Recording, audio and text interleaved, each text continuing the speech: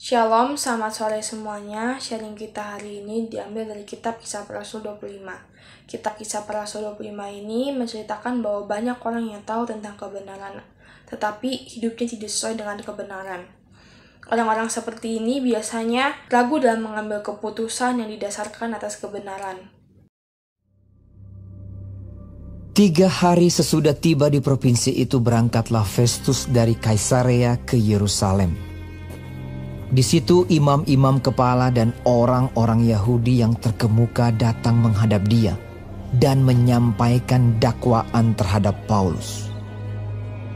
Kepadanya mereka meminta suatu anugerah yang merugikan Paulus, yaitu untuk menyuruh Paulus datang ke Yerusalem. Sebab mereka sedang membuat rencana untuk membunuh dia di tengah jalan. Tetapi Festus menjawab bahwa Paulus tetap ditahan di Kaisarea dan bahwa ia sendiri bermaksud untuk segera kembali ke sana. Katanya, "Karena itu, baiklah orang-orang yang berwenang di antara kamu turut ke sana bersama-sama dengan aku dan mengajukan dakwaan terhadap dia jika ada kesalahannya." Festus tinggal tidak lebih daripada 8 atau 10 hari di Yerusalem. Sesudah itu ia pulang ke Kaisarea. Pada keesokan harinya ia mengadakan sidang pengadilan dan menyuruh menghadapkan Paulus. Sesudah Paulus tiba di situ, semua orang Yahudi yang datang dari Yerusalem berdiri mengelilinginya dan mereka mengemukakan banyak tuduhan berat terhadap dia yang tidak dapat mereka buktikan. Sebaliknya, Paulus membela diri. Katanya, "Aku sedikit pun tidak bersalah, baik terhadap hukum Taurat orang Yahudi, maupun terhadap bait Allah atau terhadap Kaisar." Tetapi Festus yang hendak mengambil hati orang Yahudi menjawab Paulus.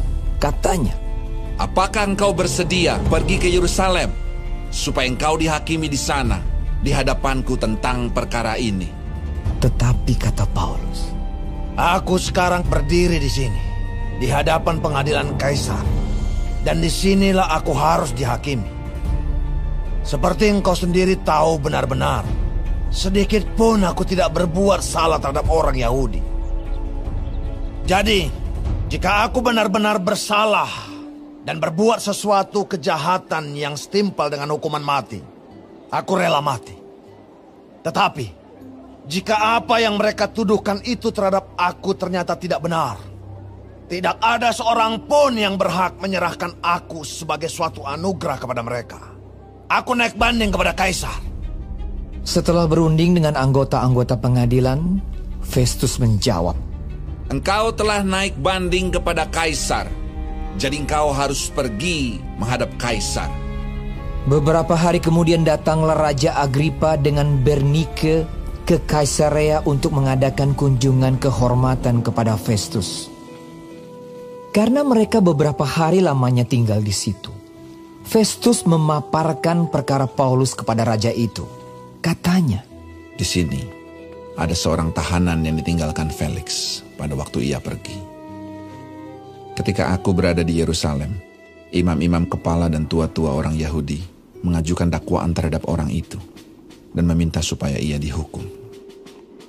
Aku menjawab mereka bahwa bukanlah kebiasaan pada orang-orang Roma untuk menyerahkan seorang terdakwa sebagai suatu anugerah sebelum ia dihadapkan dengan orang-orang yang menuduhnya dan diberi kesempatan untuk membela diri terhadap tuduhan itu. Karena itu mereka turut bersama-sama dengan aku kemari. Pada keesokan harinya, aku segera mengadakan sidang pengadilan dan menyuruh menghadapkan orang itu. Tetapi ketika para pendakwa berdiri di sekelilingnya, mereka tidak mengajukan suatu tuduhan pun tentang perbuatan jahat seperti yang telah aku duga. Tetapi mereka hanya berselisih paham dengan dia tentang soal-soal agama mereka dan tentang seorang bernama Yesus yang sudah mati. Sedangkan Paulus katakan dengan pasti bahwa ia hidup.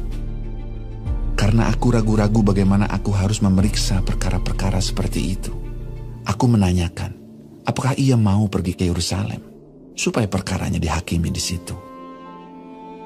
Tetapi Paulus naik banding. Ia minta supaya ia tinggal dalam tahanan dan menunggu sampai perkaranya diputuskan oleh kaisar. Karena itu aku menyuruh menahan dia sampai aku dapat mengirim dia kepada kaisar. Kata Agripa kepada Festus. Aku ingin mendengar orang itu sendiri. Jawab Festus. Besok engkau akan mendengar dia. Pada keesokan harinya, datanglah Agripa dan Bernike dengan segala kebesaran, dan sesudah mereka masuk ruang pengadilan bersama-sama dengan kepala-kepala pasukan dan orang-orang yang terkemuka dari kota itu, Festus memberi perintah supaya Paulus dihadapkan. Festus berkata, Ya Raja Agripa serta semua yang hadir di sini bersama-sama dengan kami.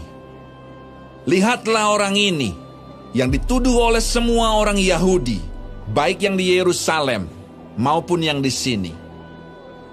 Mereka telah datang kepadaku dan sambil berteriak-teriak, mereka mengatakan bahwa ia tidak boleh hidup lebih lama. Tetapi ternyata kepadaku bahwa ia tidak berbuat sesuatu pun yang setimpal dengan hukuman mati. Dan karena ia naik banding kepada kaisar, aku memutuskan untuk mengirim dia menghadap kaisar. Tetapi tidak ada apa-apa yang pasti yang harus kutulis kepada kaisar tentang dia. Itulah sebabnya aku menghadapkan dia di sini kepada kamu semua, terutama kepadamu, Raja Agripa, supaya setelah diadakan pemeriksaan, aku dapat menuliskan sesuatu. Sebab pada hematku, tidaklah wajar untuk mengirim seorang tahanan dengan tidak menyatakan tuduhan-tuduhan yang diajukan terhadap dia.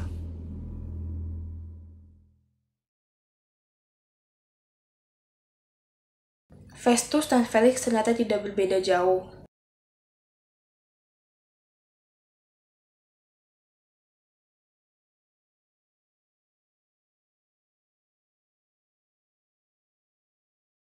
Mereka sama-sama ragu dalam mengambil tindakan atau keputusan.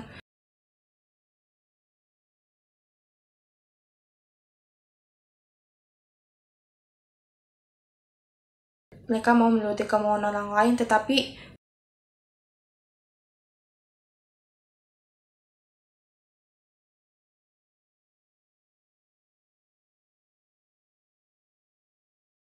aku punya cerita awal aku masuk SMP. Aku punya SMP yang aku tuju, yang aku pengen dari SD aku mau di situ. Aku daftar SMP situ dan ternyata aku nggak dapet.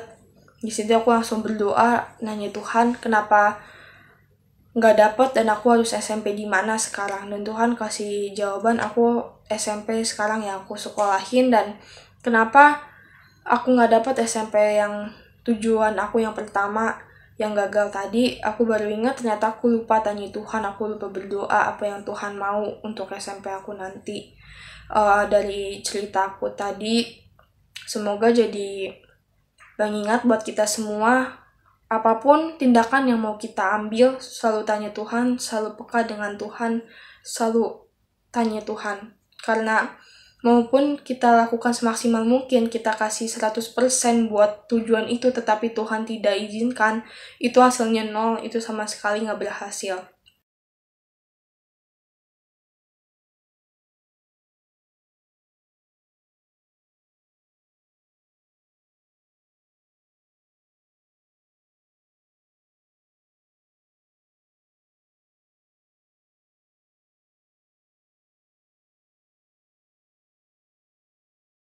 Karena pada dasarnya, setiap orang yang lahir di dunia ini, mereka lahir sebagai orang yang baik. Lahir sebagai orang yang punya hati, punya empati. Dan tidak ada satupun manusia yang lahir sebagai orang cuek dan jahat. Tapi kadang, tanpa kita sadari, lingkunganlah yang membuat kita berubah. Kesibukan kita membuat kita menjadi orang yang kurang peka. Karena terlalu sibuk dan banyak tugas yang menumpuk, kamu jadi gak sabaran, udah marah dan emosian. Karena ambisi, kadang kamu menjadi individu yang egois, mau menang sendiri dan kurang bisa berempati. Padahal sebagai manusia, harusnya kita tidak boleh hanya mengisi ego kita dengan pencapaian dan kesuksesan. Tapi kita juga harusnya mengisi hati kita dengan kebaikan. Dan menjadi baik, tidak harus selalu memberikan sumbangan, uang, donasi, charity. Tidak. Tidak perlu sesuatu hal yang besar. Tapi dari hal yang sederhana saja, sudah bisa memberikan senyuman di wajah mereka. Jadi orang baik dengan tidak nyinyir, tidak menghujat. Jadi orang baik dengan menjadi lebih sabar, lebih peka, lebih peduli. Jadi orang baik dengan bersikap ramah, memberikan perhatian, menjadi pendengar yang baik, dan sahabat yang sedang kesulitan. Membawa kopi untuk rekan kerja di pagi hari, mendahulukan seseorang yang sedang mengantri di belakangmu, memberi jalan kepada kendaraan yang mungkin sedang terburu-buru. Dan begitu banyak contoh sederhana lainnya. Ya, memang semua itu bukan sesuatu yang harus kamu lakukan. Itu bukan kewajiban. Tapi itu adalah kesempatan untuk kamu melakukan kebaikan. Setiap hari adalah kesempatan untuk kamu menjadi berkat. Coba diingat-ingat lagi. Di dalam hidupmu, kamu pasti pernah mendapatkan kebaikan. Baik itu dari orang yang dikenal maupun yang tidak dikenal. Baik itu bantuan yang kamu minta maupun yang datang tidak terduga. Lalu, apa yang sudah kamu lakukan dengan kebaikan itu? Kebaikan itu bukan untuk dibalas, tapi untuk diteruskan. Diteruskan ke orang berikutnya, diteruskan ke siapa saja.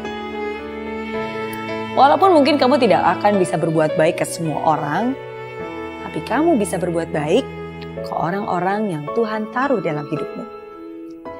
Orang-orang yang ada di kanan kirimu, wajah-wajah yang kamu temui setiap hari di dalam hidupmu.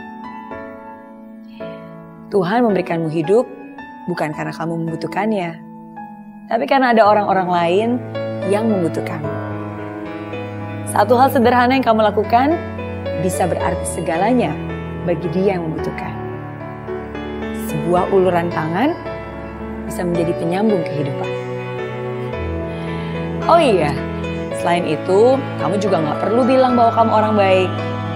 Karena dari sikapmu saja sudah menunjukkan siapa dirimu. Tindakanmu akan melebihi kata-katamu. Being kind, generous, and compassion speak much louder than any words. Ketika kamu berbuat baik kepada orang lain, sebenarnya kebaikan itu pada akhirnya untuk kamu juga. Dan saya percaya, walaupun kita tidak mengharapkan balasan, tapi Tuhan akan membalasnya. If you make somebody else a day, God will always make your own day. If you bring smile to others' face, God will bring a smile to your face. The more you bless others, the more God will bless you. Dan percaya deh, ketika kamu berbuat baik kepada orang yang membutuhkan, maka Tuhan pun akan mengirim orang baik kepadamu ketika kamu membutuhkan. Jadi ingat ya, tahun ini, hari ini, jangan lupa juga untuk tetap jadi orang baik.